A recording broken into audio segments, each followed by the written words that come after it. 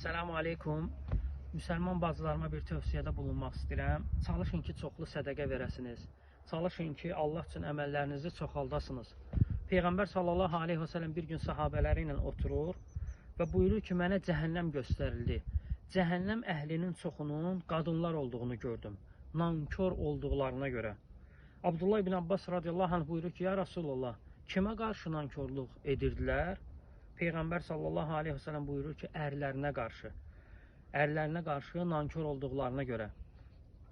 Deyir, ömrü boyu onlara yaxşılıq eləsən, ancaq bir dənə pislik eləsən, qayıdıb deyərlər ki, səndən heç vaxt yaxşılıq görmədim. Buna aid bir maraqlı bir hekayə oxudum, onu danışmaq istəyirəm. Harun Rəşid xəlifə olduğu dövrdə onun şəriki ticarətdən qayıdır və 200 min dinarı Harun Rəşidə verir. Yəni indiki puldan hardasa təxmini 60 milyon dollar eləyir. Və yoldaşı Zübeydə də bunun yanında olur. Buyurur ki, Harun Rəşidə o pulu mənə verərsənmi? Hədiyyə olaraq. Harun Rəşid deyir ki, götür, hamısını sənə hədiyyə olaraq verirəm. Və sabahsı gün aralarında mübahisə yaranır. Yoldaşı Zübeydə qayıdır, deyir ki, mən səndən indiyənə qədər xeyir görməmişəm. Harun Rəşidi gülmək tutur.